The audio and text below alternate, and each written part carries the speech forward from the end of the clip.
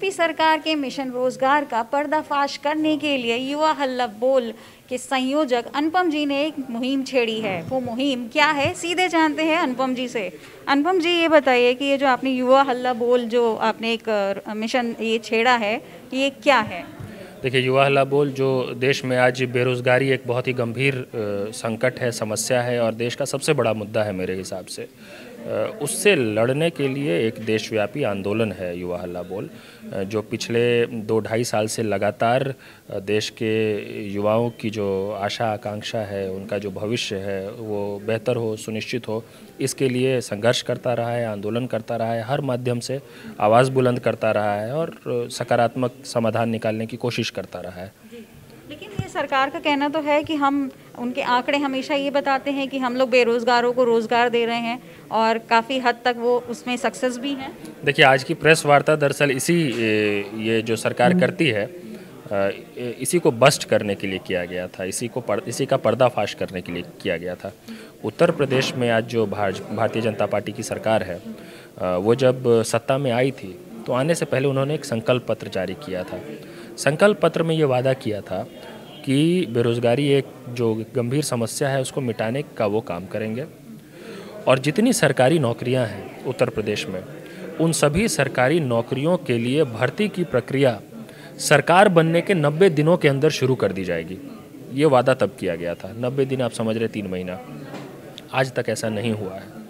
ये कहा गया था कि सभी भर्तियों की प्रक्रिया पूरी हो जाएगी, लेकिन जब युवाओं ने सवाल करने शुरू किए तो तरह तरह से ये बताने की कोशिश हुई कि सरकार जिम्मेदार नहीं है।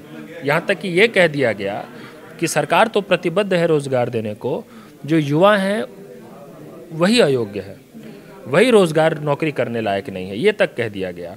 जब प्रदर्शन होते थे, मुख्यमंत्री की सभा में अगर कोई सवाल कर दे, ये कह दे, गुहार लगाए, तो मुख्यमंत्री कहते थे कि बैनर नीचे करो वरना रोज़गार कभी नहीं मिलेगा, आपको याद होगा। और उसके बाद फिर सरकार ये करने लगी कि आंकड़ों के जरिए मीडियाबाजी, खबरबाजी, हेडलाइन मैनेजमेंट, मीडिया मैनेजमेंट, रोज़गार मिटाने की बजाय सारा ध्यान किस तरह से मीडिया में और किस तरह से देश भर में जो प्रचार तंत्र उनका है उसके जरिए कैसे बताए कि उन्होंने बहुत अच्छा काम किया। तो आपका कहना ये है कि मतलब जो मीडियाबाजी की जा रही है और जो एक्चुअल वर्किंग है वो नहीं किया जा रहा है? उसमें बहुत फ़र्क है। मीडियाबाजी करने में दिक्कत नहीं है, लेकिन आप कम से कम सच बात बताएं ना मीडिया के माध्यम से।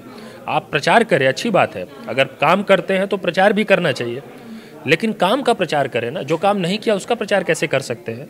प्रचार के जरिए गुमराह तो ना करें कम से कम। जैसे कि उत्तर प्रदेश सरकार ये कह रही है कि उन्होंने 2.5 करोड़ रोज़गार दिए या रोज़गार के अवसर क्रिएट कर दिए, पता नहीं, लेकिन उसके पोस्टर्स आप देख रहे हैं हर जगह हैं। 2.5 करोड़ रोज़गार, आप समझिए 2.5 करोड़ रोज़गार अगर उत्तर प्रदेश में दे दिया गया होता तो हमारी केंद्र सरकार नहीं, मोदी जी नहीं तो साल में सिर्फ 1 करोड़ रोज़गार का वादा किया था जो वो कर नहीं पाए। तो उत्तर प्रदेश तो भारत में ही है ना। अगर उत्तर प्रदेश में 2.5 करोड़ रोज़गार दे दिया गया तो फिर भारत में क्यों नहीं इतना रोज़गार हो पाया? तो ये डेटा कहाँ से आया, सवाल हमारा यही है। और उसके लिए हमने आज कुछ RTI डॉक्यूमेंट्स पेश किए जिसके ज़रिए और पर्दाफाश हुआ कि इन आंकड़ों के जरिए गुमराह करने की कोशिश हो रही है। वो ऐसे कि ये कहा जा रहा है कि 4.25 लाख नौकरियां 3.5 साल में दी गई। 4 साल पूरा होते होते 4 लाख नौकरियां दे दी जाएंगी, ये सरकार बार बार कह रही है। हमारे एक साथी ने RTI के माध्यम से पूछा कि आप ये बता दीजिए कि इन 4 लाख या 4.25 लाख नौकरियों का जो विभागवार ब्यौरा है वो क्या है? कितनी सरकारी या अर्ध सरकारी नौकरियां अलग अलग विभागों के जरिए दी गई है, आप ये बता दीजिए। RTI के जवाब में सरकार ने कहा कि हमारे पास ऐसी कोई सूचना जानकारी नहीं है। अब ये वही सरकार है, इनके पास अगर सूचना जानकारी नहीं है तो फिर ये जो प्रचार में आंकड़े इस्तेमाल कर रहे हैं वो कहाँ से आया, वो किससे लिया? फिर ये तो इनको बताना चाहिए ना कि ये आंकड़े कहाँ से आ रहे हैं, जिन आंकड़ों के आधार पर पूरा प्रचार हो रहा है और बताया जा रहा है कि उत्तर प्रदेश में कोई बदलाव आ गया, क्रांति आ गई। तो ये सरकार का पूरा ध्यान ही, मुख्यमंत्री जी का पूरा ध्यान ही इस पे है कि हर वक्त कोई ना कोई ऐसी एक घोषणा कर दे जो छप जाए, अखबारों में हेडलाइन बन जाए और लोगों को लगता रहे कि कुछ वो कर रहे हैं। जबकि असल बात यह है कि उत्तर प्रदेश के बेरोज़गार शिक्षित युवा परेशान हैं, पीड़ित हैं, व्यथित हैं, उनको पता नहीं कि उनके भविष्य का क्या होगा। कई ऐसे प्रतियोगिता परीक्षाओं की तैयारी करने वाले जो अभ्यर्थियों के समूह हैं वो आंदोलनरत है, वो बहुत आक्रोश में है और वो लगातार मांग कर रहे हैं। तो सरकार को चाहिए कि उनकी मांगों को सुने, समझे। जितनी खाली पड़ी भर्तियां हैं, जितनी सरकारी नौकरियां हैं, उनका तुरंत विज्ञापन निकाले और अधिकतम 9 महीने में पूरी नियुक्ति को पूरा करे। जो भर्तियां निकल चुकी हैं या लटकी पड़ी हुई, अटकी पड़ी हुई है, उनका भी कैलेंडर जारी करे कि उनको भी वो किस टाइमलाइन के साथ कब तक उसकी पूरी नियुक्ति की प्रक्रिया पूरी करेंगे, और इस कैलेंडर का मजबूती से पालन हो। अगर पालन ना हो तो ये बताया जाए कि जवाबदेही किसकी है। ये नहीं हो सकता कि सिर्फ घोषणाएं हो रही है, जवाबदेही किसी के नहीं है और युवाओं को रोजगार भी नहीं मिल रहा है। ऐसे कैसे हो सकता है? तो इसलिए हमने आज ये प्रेस वार्ता की थी। हम इसको आगे मजबूती से ले जाएंगे।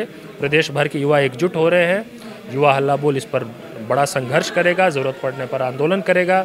अदालत के माध्यम से, सड़क के माध्यम से हम देश के, प्रदेश के युवाओं के न्याय की लड़ाई को मजबूती से लड़ते रहेंगे। अभी हमने युवा हल्ला बोल के संयोजक अनुपम जी से बात की, जिनका कहना है कि सरकार सिर्फ आंकड़े, सिर्फ मीडियाबाजी कर रही है, मीडियाबाजी करके वो आंकड़े दिखा रही है। दरअसल उनका कोई भी काम युवा रोजगार को देने का कोई भी काम नहीं किया जा रहा है। कैमरा पर्सन सतीन के साथ मैं श्वेता गर्ग, द यूपी खबर, लखनऊ से।